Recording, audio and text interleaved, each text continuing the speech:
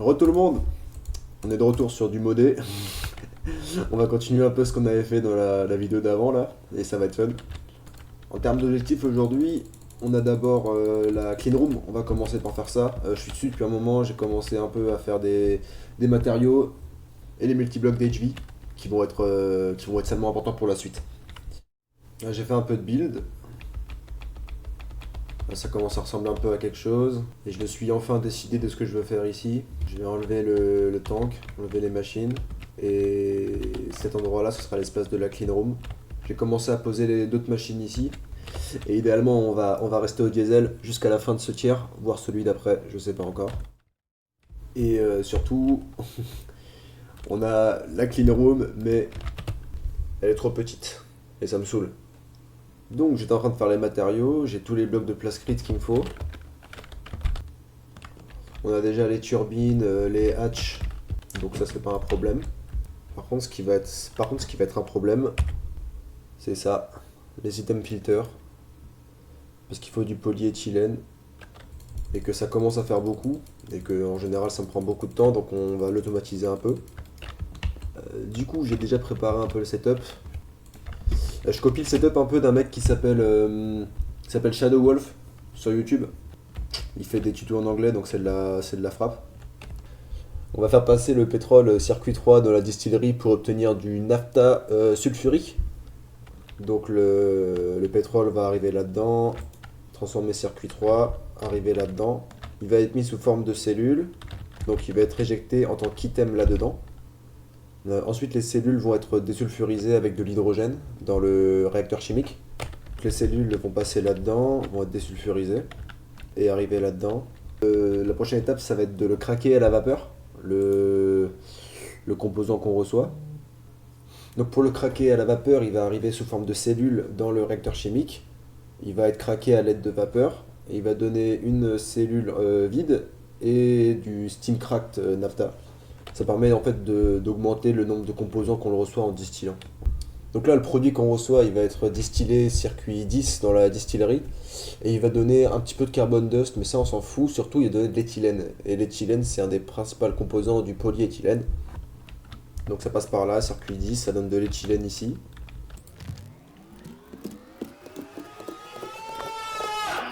Ok, bon, ça a un apport solide de vapeur. Et la dernière étape, ça va être de mixer des cellules d'oxygène avec l'éthylène pour obtenir le polyéthylène qu'on veut. Je pense qu'à terme, je trouverai un moyen de mettre l'oxygène en cellules facilement, mais pour l'instant, on va les mettre manuellement.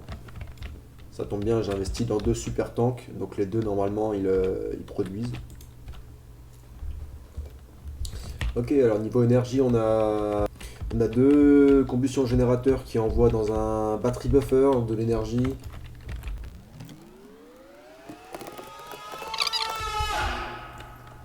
Ok, on a largement assez.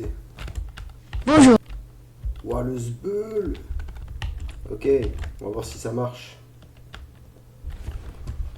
Ok, on a mis le pétrole dans la machine, on va voir si ça va marcher. Sulfuric naphtha, on est good. Ok, normalement la troisième cellule, ça va faire sulfuriser tout ça. Putain, le taux est pute, faire là. Yes. Ça se fait steam craquer. Ok, c'est vers les steam crack. Normalement, quand il y en aura assez, ça va distiller. Yes. Éthylène qui va là-dedans. Ah merde. Pas l'item. Yes sir. Ok, donc là, après que le naphtha en cellule soit arrivé dans le cracker, on la refait passer ici avec les... Ah, ça marche, nickel. On la refait passer ici avec le câble. J'ai trouvé un output pour carbon dust et il faut juste que je trouve un moyen de recycler les cellules d'oxygène et les cellules vides. Si je dis pas de bêtises, j'aurais pouvoir déplacer ça là-bas et faire un meilleur setup pour l'oxygène et le reste. Mais pour l'instant, on va se contenter déjà de ça. Ça me fait passivement du polyéthylène, donc je dis pas non. Faut juste remplir manuellement, on va dire faut juste remplir manuellement l'oxygène. C'est un peu relou. Hein. Voilà, voilà. On va décorer un peu, puis après ce sera bon.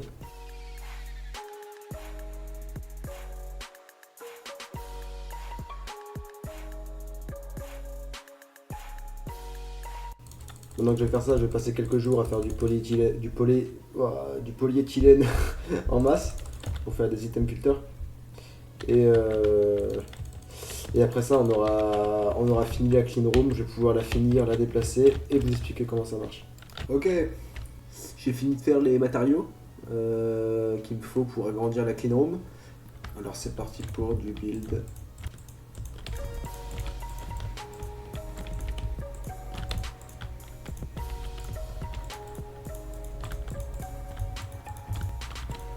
Mais déjà, du coup, il va servir à quoi ce multibloc? Là-dessus, là, vous pouvez voir en bas à droite l'efficiency qui est à 0%, c'est la pureté de l'air. L'air à l'intérieur du multibloc qui doit être à 100% pour éviter de void les machines, mais il y a beaucoup de recettes qui nécessitent une clean room. Donc on l'a exprès fait assez grand pour pouvoir caler d'ores et déjà les matériaux dont on a besoin. Et là, on va apporter de l'énergie, du coup HV ici et MV ici avec des machines Hull et des câbles diode en fonction de combien d'ampères on veut. Ok, donc la structure est valide. Ouais, il ne reste plus qu'à l'alimenter en énergie là et après on va être bon. Oh non, il est sur un chunk. Oh, je vais péter mon crâne.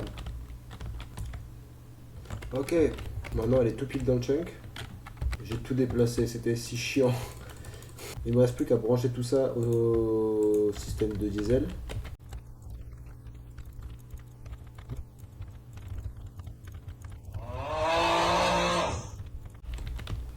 Ok, déjà on va commencer par brancher les turbines qui alimentent le multibloc.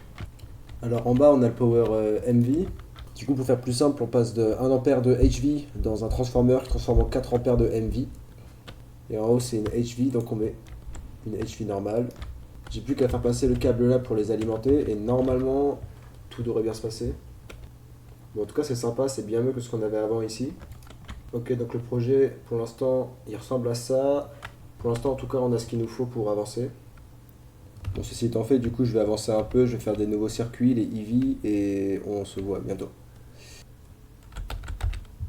Ok, enfin bon pour la clean room, ça c'est fait. Maintenant, on va partir sur les multiblocs HV, notamment celui-ci, très bientôt, pour qu'on ait un accès plus direct au pétrole. Ça va être plus simple pour nous de l'apporter dans la base avec ce machin-là. Et aussi celui-là, du coup, ça c'est une tour de distillation et ce qui est pratique, c'est que ça peut casser le pétrole en plusieurs composants. Là, en l'occurrence, ce sera 4. Mais à la fin, elle peut atteindre une sacrée taille. Voilà. Mais bon, nous, on ne va pas utiliser ça pour l'instant. Pour ça, malheureusement, on va avoir besoin de circuits EV et le Large Chemical Reactor qu'on va appeler LCR parce que j'ai la flemme. Celui-ci fonctionne comme un chemical reactor normal, comme la version en un seul bloc, mais elle permet d'éviter de passer par l'état des cellules. C'est formidable. Mais pour ça, j'ai besoin de circuits HV et de circuits EV. C'est pour ça que j'ai fait la clean room.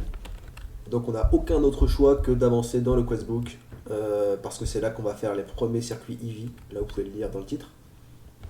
Et la clean room donne l'accès à des recettes plus efficaces, surtout pour les circuits. Donc c'est une bonne chose que je l'ai rushé. C'est une bonne chose qu'on l'ait fait directement. Et là, je vais commencer à crafter des trucs.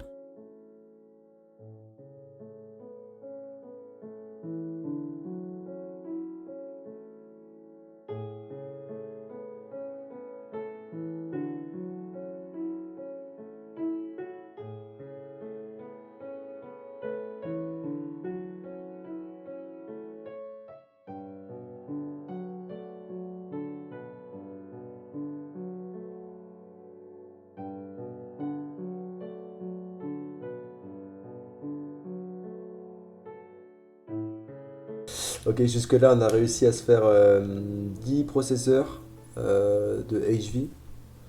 On va devoir en utiliser 8 pour faire 4 workstations. Et on va faire la dernière machine aussi de la clean room, celle qui va permettre de la faire tourner en HV. Ok, j'ai tout ce qu'il faut là. Oh oui. Wow. Yes. Du coup maintenant on a accès au circuit assembleur. Alors en gros niveau énergie, le multibloc tourne toujours en LV, mais pour l'intérieur on fait passer 3 ampères de HV avec un câble. Et ça va passer par une diode qui permet de séparer les ampères qui arrivent en fait. Et d'en accepter plusieurs d'un coup. La question du coup maintenant c'est comment est-ce qu'on agence ça. Bon, je pense qu'à l'avenir on va l'étendre en hauteur parce que là on est vraiment serré. Mais en tout cas pour l'instant on s'assemble à ça et toute la machine elle tourne en échelle. On a même théoriquement accès au circuit en EV mais on n'y est pas encore.